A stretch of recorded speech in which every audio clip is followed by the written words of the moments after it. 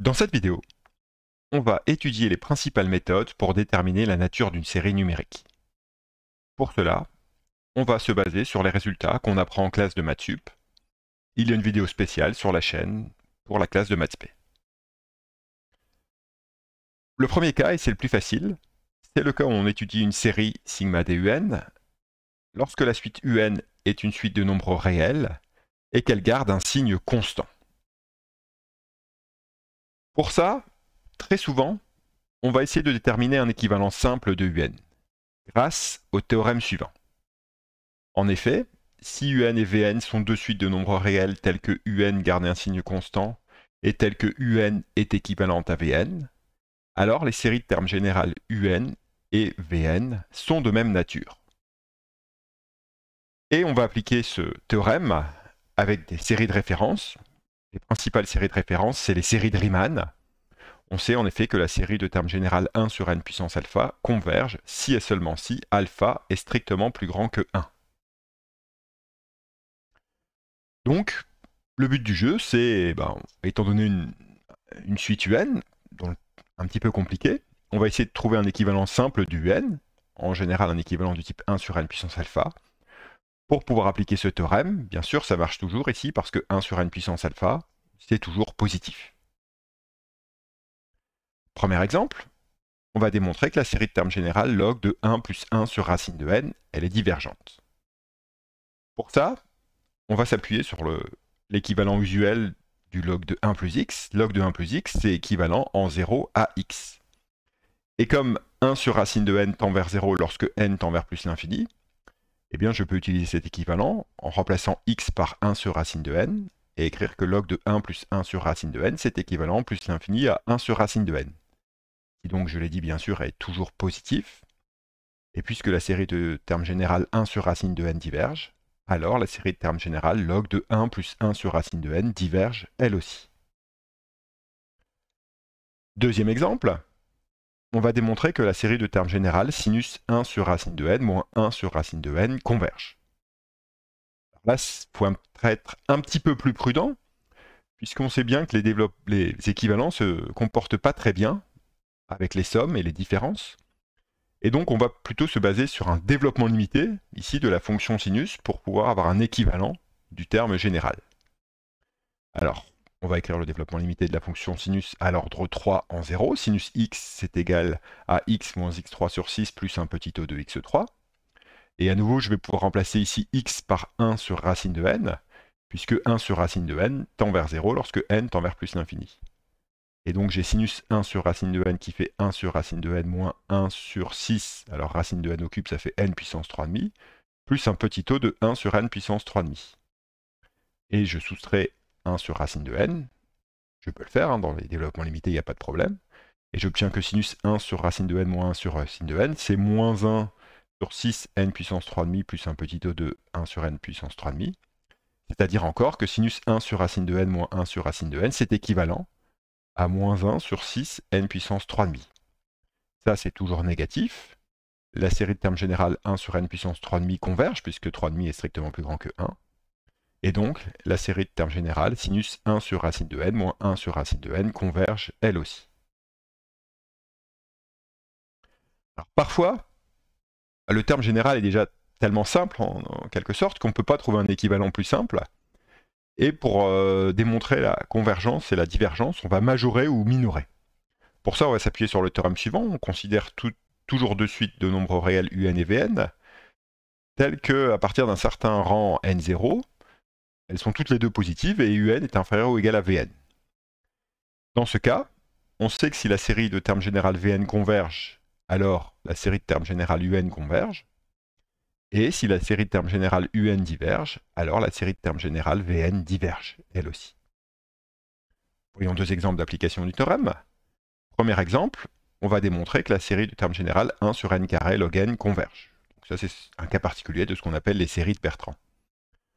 Pour ça, on va procéder par majoration et on sait que si n est plus grand que 3, en particulier n supérieur ou égal à e, log de n c'est plus grand que 1, et donc 1 sur n carré log n, c'est plus petit que 1 sur n carré.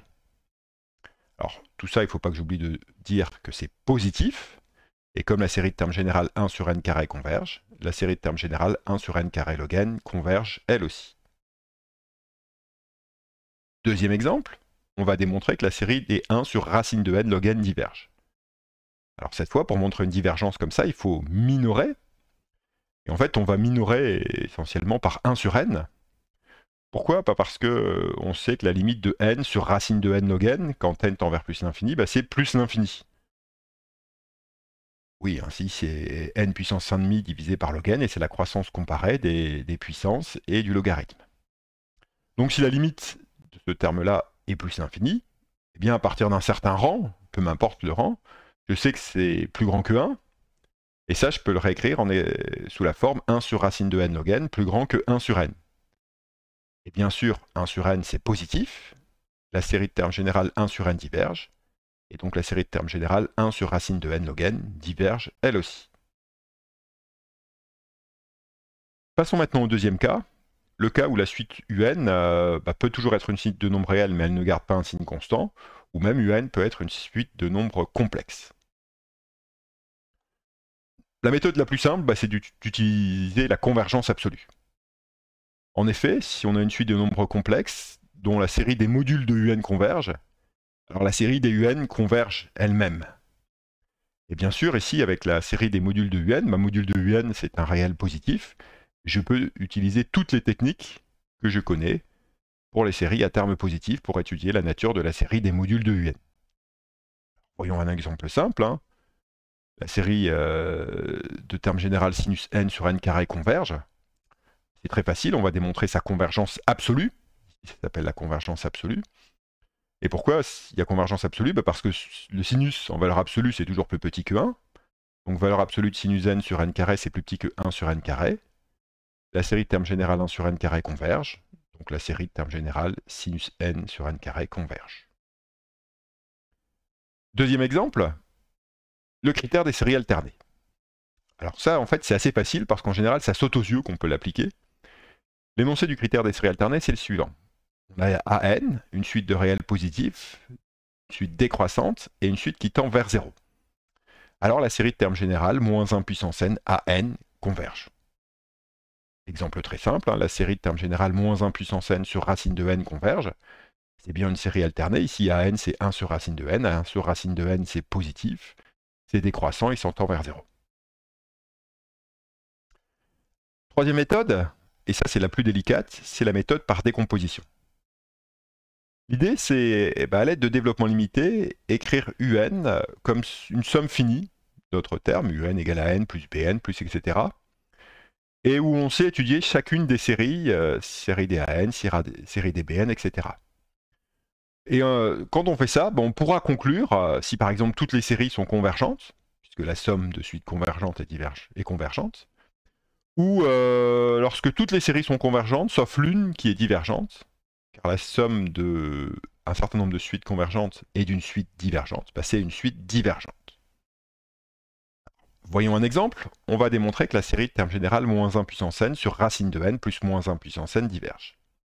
Alors, d'abord ici, il faut faire très attention parce qu'on pourrait croire que c'est une série alternée, mais non, ça n'est pas une série alternée, parce que si je prends la valeur absolue de ça, le moins 1 puissance n au numérateur disparaît, ça fait 1, mais le moins 1 puissance n au dénominateur reste.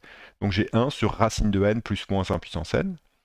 Et vous pouvez vérifier que 1 sur racine de n plus moins 1 puissance n, ce n'est pas décroissant. Ça ne se passe pas très bien entre les termes pairs et les termes impairs.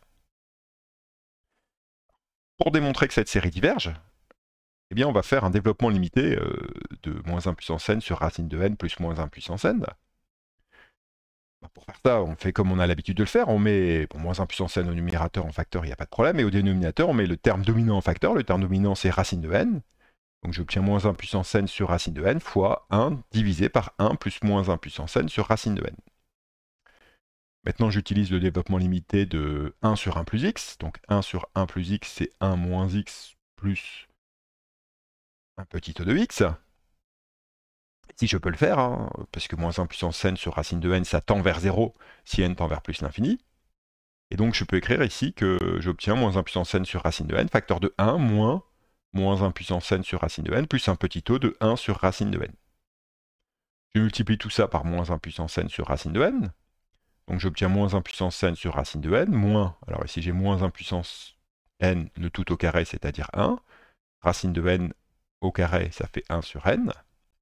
Plus ici, j'ai un petit taux de 1 sur n. Alors vous pourriez dire oui, mais c'est en fait un petit taux de moins 1 puissance n sur n, mais en fait, un petit taux de moins 1 puissance n sur n ou petit taux de 1 sur n, c'est pareil. Alors, je réécris ça, donc ça c'est mon terme général un, et je l'écris comme la somme de deux termes, vn, c'est moins 1 puissance n sur racine de n, et wn, c'est moins 1 sur n, plus petit taux de 1 sur racine de n. Et maintenant, c'est facile, la série de termes générales vn converge. Elle, c'est une vraie série alternée, il n'y a pas de problème. Par contre, la série de termes générales wn, elle diverge. En effet, wn, comme vous pouvez l'écrire moins 1 sur n plus un petit taux de 1 sur n, wn c'est équivalent à moins 1 sur n. Et moins 1 sur n, c'est toujours négatif.